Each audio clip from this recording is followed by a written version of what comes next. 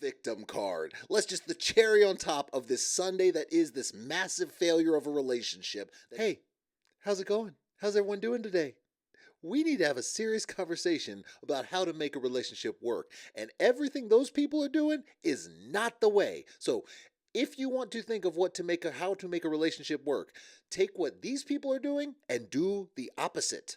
Complete opposite, because none of them are having anything really going for them. Even the ones that have some kind of positive going on, it's all fabricated, it's all fluff, it's all riding on this cloud because you're on your honeymoon. And I'm telling you, the ones that are doing okay right now are heading for a disaster when they get home. This should be interesting. Will Michelle and David be able to get past this petty crap? And in reality, it's really just Michelle, but will she be able to get past this petty crap? Will Emem actually be able to look at Ikechi like he's not just BSing through everything? Will Madison find a way to actually be okay with some of the stuff that Allan wears?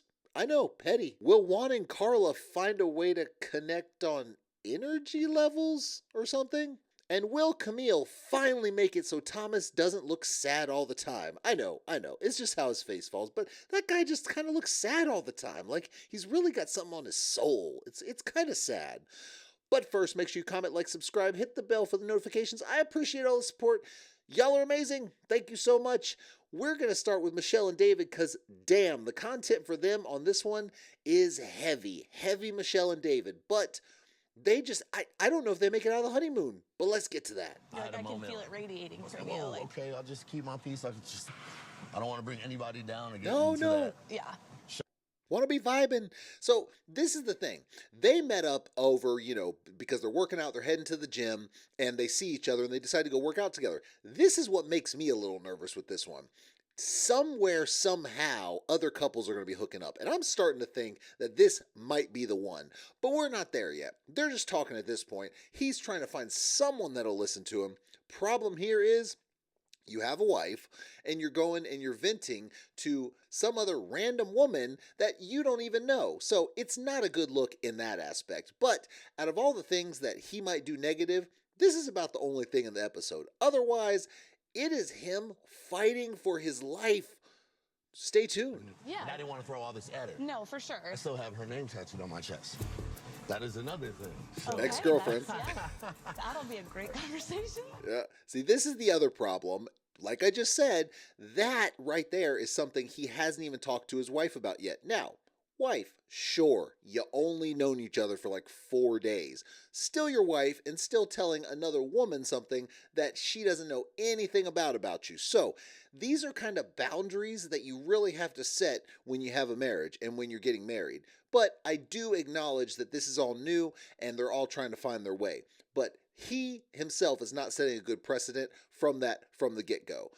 But she has a lot of issues going on and a lot of reasons why she might be pushing him away. And not keep talking about the living situation. Like, I think that's just something that we're not going to see eye to eye on. Yeah, what? You are the only one talking about the living situation. So now she's talking to one of her friends saying, well, I just don't think we need to talk about this all the time. She's the only damn one that brings it up. Look, I had my things with David and his issues, and I think that he probably stayed in his parents' basement for a little bit too long, regardless of it being its own apartment. Yeah, I said that straight from the get-go. But she is the one that keeps latching on to this. He has straight up told her, I'm fine moving on, moving out, moving on with my life. I'm not staying with mom. Like, this is just where I live now. She will not accept that, and she cannot let it go. And yet, she is doing what, guess what? Again, one of the terms I hate because it's so overused in gaslighting, this is what she's doing because she's taking something that is really her doing it and trying to make it seem like he's doing it or someone else is doing it. That's the definition. So she's the one that's got a problem with the housing, but now she's trying to say, I just think we need to stop. Okay, stop. This isn't working anymore. We dated for 3 years and then... And then it just flatlined. Yeah. Now, this is where he shows that he is actually trying, because what he's doing here is he's trying. He comes back in, he talks to the other girl, he talks to Madison, and like I said, I don't think he should be off talking with another woman right now because you're still trying to find yourself in your marriage and you don't know this other woman. However, he is at least taking some advice in saying, okay, maybe I need to try to ask some deeper questions. So he comes back and he says, hey, what kind of, when was your last relationship? What kind of things have you been in? Trying to find out more. And her thing is, yeah, I had one. I've been in relationships. It's not really a relationship. It's just dating for a year or more. So red flag there. And then says, yeah, it just kind of fizzled out. You know, no hard feel. Like she's trying on purpose to really not give any information. And he's trying to talk and build that connection. So she is actively trying to not actually grow this relationship. So this is a big problem. Interested in that at all. That does not sound like a fun date to me. Oh, okay. That seems like he can do that on his own. So what he said was, he said he went and told her. Now, he should not have told Madison this first, something he hasn't even told his wife. Sure. But he told her, he told her that he got another woman's name tattooed on his chest. And then he proceeded to say, but it doesn't mean, I'm just wanted to let you know so you know, but in reality, I don't care about it. In fact, I figure we can make it a thing. We go and I get it covered up or I get it removed, and it can be kind of a date. It's kind of tongue-in-cheek. You know, you're probably not going to do a date in that, but kind of saying, I want you to be a part of it. I want this to show that this means something, that I don't care about this. She takes it and says, I don't want to be a part of that. I have no interest in this. Like, she is angry about everything. She could have simply said, I have no interest in that, but if you want to remove it, that's fine, you know, and left it at that.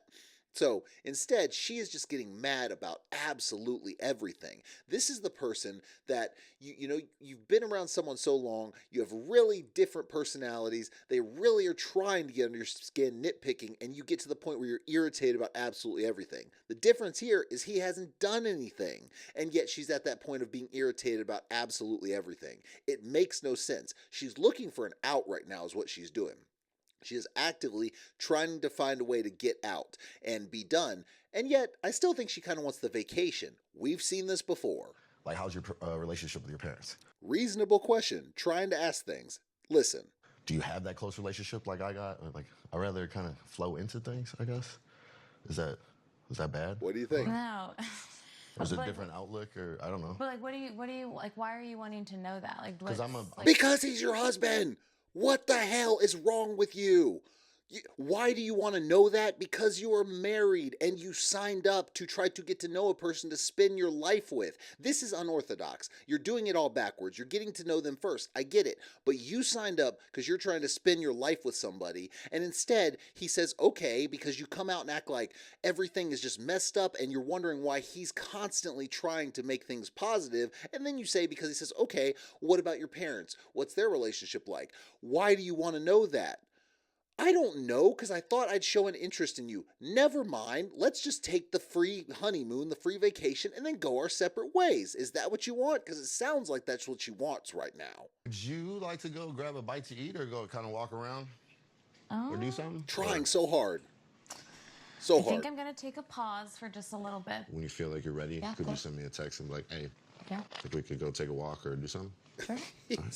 He is really trying so hard. Like, after all that, after she acted like an absolute jackass to him, he comes back and says, he goes and woosahs himself and comes back and says, hey, do you want to go grab a bite? Do you want to go for a walk? We can try to, let's just go do something kind of light.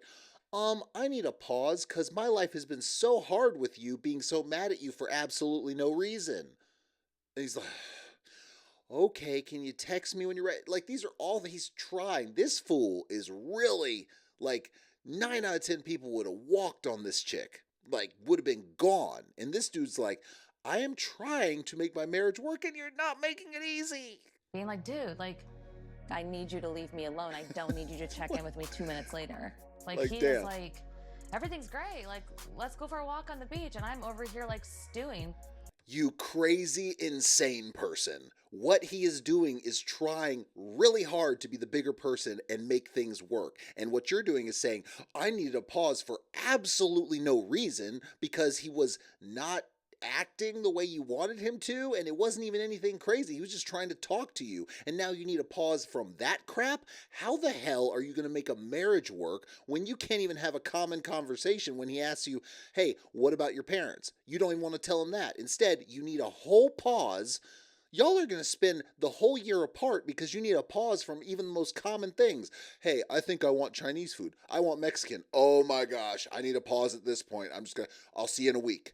That's where they're going to be at for the relationship. There is no way, and if the betting odds were on them waiting, either getting married or separate, divorcing, if you bet that they would stay together and you won, you would win like $1 million on like a buck. That would be the betting odds right now, because there's absolutely no way they stay together. None. Zero. I give it 0. Shock me. Please shock me, because 0. He doesn't really know how to communicate and ask you about things yet, but because he doesn't know you. Yeah. Yes. I feel like I'm Coming with the common sense from Emem. Good for you. always being the bad guy, you know what I mean? Because he's You like, are. everything's fine, no big deal. And I'm like, You're being the bad guy because you're acting like a crazy person while he's trying to make it work. That's why you're the bad guy. If you can't see that, you're not even trying. What are you here for? Like, seriously, is someone going to finally take my suggestion of having a body language expert in these interviews to actually see how they read? Now, listen, it's subjective. I get it. Body language is not like a complete science. It's not if they try to act like it is. It's not. However, if you have someone that is intuitive to different kind of tics in body language and things like that and be able to recognize the patterns, you can at least see if someone is possibly being deceptive. And that would definitely help you. And I guarantee that this crazy lady who was bubbly and like trying to say what you want and she was ready for marriage is completely opposite from what she's seen. And the experts know nothing. Absolutely 0. They get it wrong so often, they couldn't pick a couple out of like a complete 100% match on like, a complete date. They get it wrong so often that I'm not confident they could ever get a match right.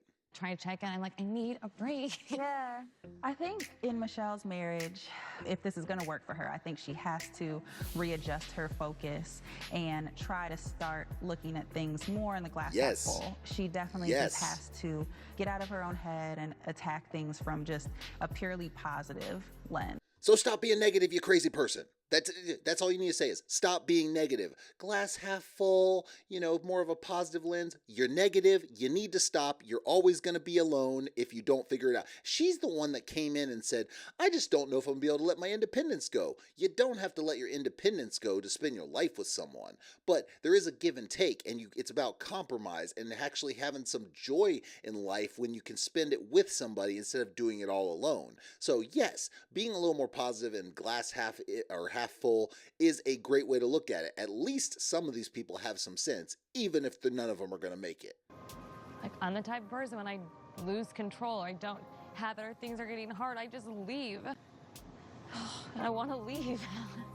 So when you don't get your way, what you do is you turn tail and run. And that's what you're trying to do, because right now, for whatever reason, you're not getting the answer you want. You know what that makes you? A crazy person. Someone who is not going to be with anybody ever. Forget about David. He's going to be gone anyway. It's never going to last. Think about your long term. You are not going to ever find anyone that deals with this unless you come up with a complete submissive person that you're not going to end up liking anyway, because it's just going to, yes, dear, yes, yes. Never, hey, maybe that's not a good idea. I'm not even talking about someone who's just like, hey, no, you're going to do this. No, I'm talking about someone who's like, hey, maybe we need to think about this. Maybe we need to talk about this. You don't want that. You want everything your way. Guess what? It's going to get boring really quick, and you're going to be sick of it, and you're going to leave again, and you're going to end up alone. That's what's going to happen to you unless you correct all this craziness you got going on. He's not annoying, like, he's a good guy. Oh, is he? I didn't envision this going this way. And to top it all off, the victim card. The cherry on top of this Sunday that is this massive failure of a relationship that is going down in flames is her playing the victim card. I mean, he's like a good guy and stuff, but I didn't expect it to go this way. Poor me. That's where she's at. She's crying to her producer, looking for an out, but yet she still kind of wants the vacation, so she's going to try to stick it out. This is going to be very interesting, as if they even make it out of the honeymoon and get back, how the hell are they going to make it work past 2 days on the outside? That will be fun to watch because it's sad because you don't want to watch someone's misery, but that's exactly what it's going to be. And one of them, I don't know what she's trying to do. He needs to leave. At this point, he needs to go. And I hate to say this. Well, I don't hate to say this, but if he is one of the ones that ends up cheating and working with another couple, whatever, where they flip flop, whatever ends up happening, it's not the way either. Time to leave. Say you want a divorce. It's been done before, where it's happened before, the end of the show, plenty of times. Get out. Get out now. It's not the way to find comfort in someone else and cheat. I don't care if you just met the person. Get out, get your divorce, move on with your life. Now, Emem and Ikechi are the ones that are like, oh, let's look up to them. They're the gold standard. No, they're really not. And that the problem is everyone looking up to couples that are not even going to remotely last any way, shape, or form, not make it to decision day, and end up having disastrous effects. I don't know why people look at that, but you're in the honeymoon. Think of it as I'm in the honeymoon phase, but it's your actual honeymoon in that it's kind of fabricated. You're in this happy place. It's not real life. So things are going to change. Things are going to come down to reality. So think of it like that instead of looking like they're so happy. Yeah, well, they're also sipping mojitos on the beach. Is that regular life? No, you're going back to Chicago. It's not. It's just work and no play for a while, just like how when you're an adult. That's the way things are until you can take a vacation. That's why people enjoy vacations so much. But in this case, with Emem and Ikechi, he just comes off as someone who is full of it. Like everything he says, and the fact that he had some sort of book he was pushing and all this kind of stuff really makes me think he's trying to sell these stories he's got to be able to really sell whatever product he's pushing. I don't think he's genuine at all. They would make sure I had money. Like they made me see that there is a way out. Education is a way out. Oh, that's wonderful. And if you buy my book right here, you can know too. By the way, he's talking about educate these guys, they paid, his dad kicked him out of the house. These guys helped him with money and they told him education was the way. And then, oh, by the way, he works at a school now and he's trying to have a book or whatever and poetry and all this stuff. It really just at least makes you question how genuine it really is, how accurate it really is. Maybe the story's accurate, or maybe he's taking one thing. Maybe him and his dad had a fight. He said, hey, get out the house. And then he was able to come back like 2 seconds later. He took that and flipped it into some kind of crazy story. Or maybe it really happened and he's using it to push products. Either way, it's not a genuine, let me tell you this story about my childhood. She's even looking at him like, I'm not sure if now she doesn't say this, but she got that look on the face like, is that real what you're telling me? Like, I don't think she actually believes what he's saying. I think there's a lot of expectations of like, I came into this with no expectations, right? I came No, you into didn't. it with no expectations. No, you didn't. I had no idea who was going to be coming down the aisle. That's I true. had no idea their race, ethnicity. I know what I asked for, That's but true. I didn't know what was about to happen. Number one advice that I can give you is hit me hard. don't take advice from Ikechi. So, listen. You keep an open mind, whatever advice he wants to give, but the last person you want to listen to right now is Ikechi. I'm telling you, the guy is just he's high on his own supply right now. He's feeling like everything's going smooth. But yet, he feels like he's going to call his girl, as his wife, the homie, and she gets offended, and he can't understand why she got offended. Like, there's a little things here that he's just really out of touch with being in a relationship, and it makes you think that there's something more here. Is there a reason that he's here for the second time? Is he trying to push whatever social media following that his family members brought up? Oh, he's getting popular on social media, or whatever it is, or whatever book. What is the ulterior motive? And does it actually last, or does he actually find a way to connect with his wife? I'm skeptical. we have a friendship. It is a good thing. We're definitely becoming friends. Yes. For sure. I'll give you Yes. that. But the homie, Exactly. Yes. So, but the homie though, see, it clearly bothered her, and he acts like he actually gets irritated from it, like, trying to explain that I'm just saying we're developing a friendship. Yeah, but she doesn't want to hear that you're just one of the homies. That makes it think like you really aren't taking this seriously as, oh, this is your wife right in front of you. At the very least, rookie mistake. At the best, he's not seeing it any kind of real romantic way in the long term, and he really does have ulterior motives. But time will tell on that one. I just have a lot of questions about this one, and he doesn't really seem genuine. Madison and Allan have their own issues, but right now it's pretty smooth overall. It just seems like it's kind of common relationship issues you might have to deal with, especially when you're talking to someone that you've never actually met before. So this is probably one of the more common relationships right now. Do I think it lasts that way? No. I think Madison's probably one of the ones that steps out, but time will tell on that.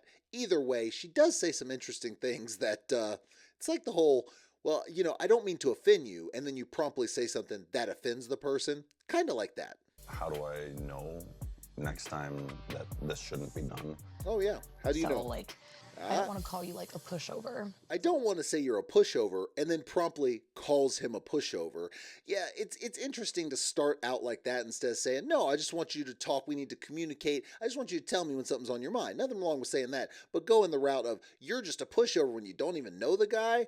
I mean, maybe he is. Maybe he's not one that's very vocal. But if you want someone that's vocal, say it. I just need someone that's really vocal. If that's not you, then, we need to communicate. We need to figure it out.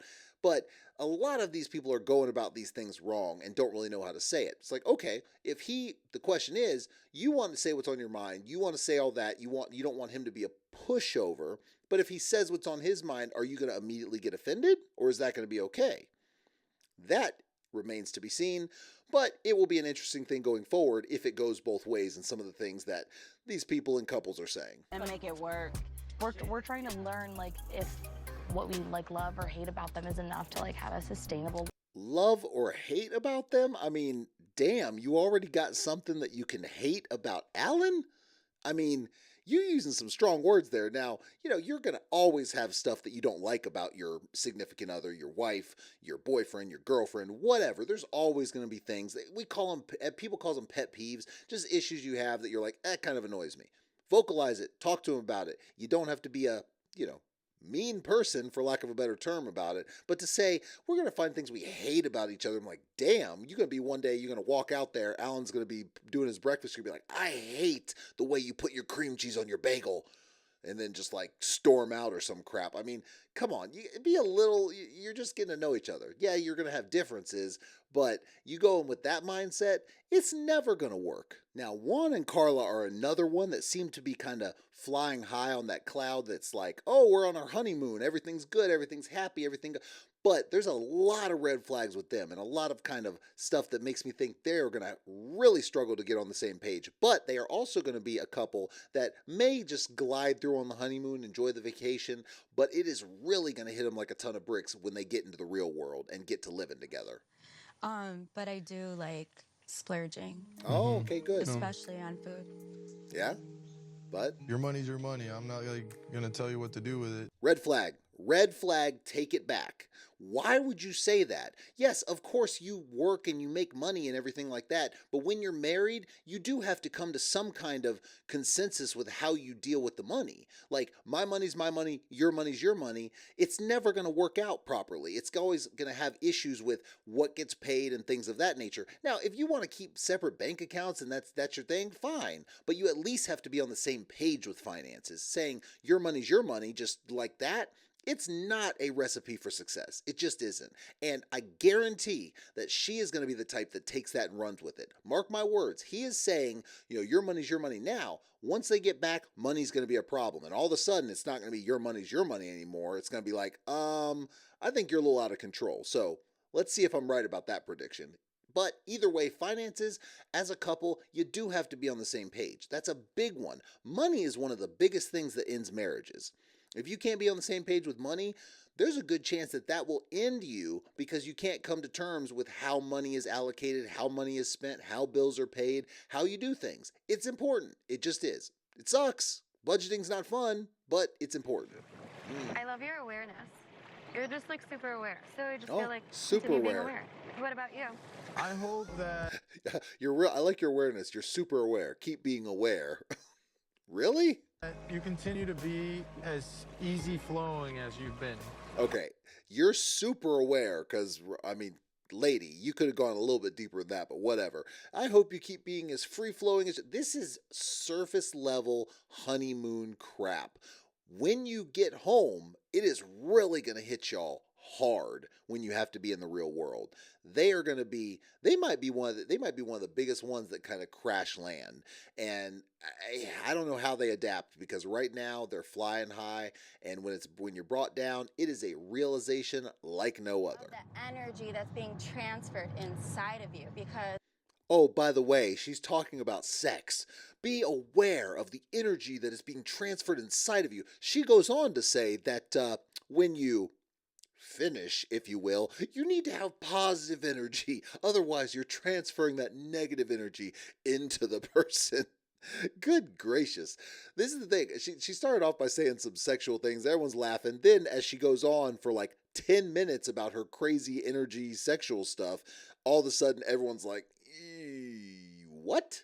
And then you see Juan gradually get more uncomfortable. So she's definitely a card for sure. She leans into the energy and the crystals. I think it's going to be a lot going forward. And he's going to be more like work, business, day by day, whatever. She's going to be like free-flowing sound baths and massages. Nice in theory, I guess. But does it work out? Probably not. Now, Camille and Thomas are another one that really seem to kind of be clicking right now, but they're probably going to be another one that really crash lands once they get home, if they even make it that long. I question how many people will actually make it out. That's to be determined, so we will see on that matter. But they're kind of coasting right now, but she does say some interesting things that she's going to kind of might have a problem with in the future if he doesn't kind of change the way he is. Now, remember, he's the one that his brother said, yeah, he doesn't like conflict. If there's a conflict, there's a good chance he'll just kind of leave and get out and stop talking. Like, so you're like, no, man? Like, if you can't deal with a conflict and deal with communication and arguments and things like that, then you might need to have some manification, man education or something, because that ain't the way. You have to deal with stuff head on. I'm not saying you got to be, mean about it or be wrong, but you do have to be able to communicate and be able to, address things even when they make you uncomfortable. That's part of life. It's part of being an adult. And he is one that may have that issue. So we'll see if she can deal with that. The guy to be more of the leader. Ah, yes. Right here now in vacation, it's okay for me. I don't mind. But okay. Yeah, definitely moving forward, I think that's something that I'll be looking for and hoping that he picks up on. Yeah, he's not going to, because he is going to be the one that wants you to do everything because he doesn't want to, make waves or anything like that. And anytime you say something that is remotely negative, all of a sudden he's going to disappear because he doesn't want the conflict. So that's going to be a big problem. I swear they pick the craziest couples to get married at first sight, to actually last, to actually show us what love is. Yeah, dude, no one needs to be looking at this and be like, this is the way. But maybe someone will get it. I don't know. Maybe one of these couples will magically work out. I don't have high hopes. It's like, maybe that's too slow of a pace and maybe too reserved. I think I'm just going to go with how I feel. That's definitely, I think, what I need. Go with what you feel. He won't. I just want to have more time with you, okay? Mm-hmm. Okay. So he's saying, I think I'm going to go with how I feel, which he's basically saying, like, I haven't been really doing anything or making any moves, but I'm going to start doing that more. Okay, that's what she wants. She even goes on to say, I wouldn't be mad if you smacked my butt. She goes on to say that one. So she clearly wants someone who's a little more like, hey, I really am feeling you, and shows you in some way physically. That's what she wants. But is he the type that can actually do that? I question whether he is that's his personality. It just isn't. And you know what? That's okay in some sense. Like, if you're not the type that's like, oh, just really aggressive, fine, you don't have to be. But when it comes to dealing with things and dealing with the hard parts of life, you do have to find a way to be somewhat communicative and take charge and be like, okay, we need to fix this now. That is part of life and being in a couple. It is going to just dwindle and fail if you are the one that always retreats back into your corner and lets her deal with everything, because that is not what she wants. She's made that clear. So some of these personalities are going to have to really adjust and change kind of how they are. But that is life. That is being a couple. That is working together. You adjust who you are, at least you're not losing who you are, but making changes so you can adapt together. Everyone makes changes in a relationship. If you want it to work, that's the only way. But if you're not willing to budge and not willing to make any changes, it's not going to happen. And guess what? You're destined to fail. And that's sad. That's a sad thing. We'll see how all of these play out, but oh my gosh, the previews going forward, the train wreck of all train wrecks is coming. And, I never thought it could be worse than last season, but it really is starting to look that way.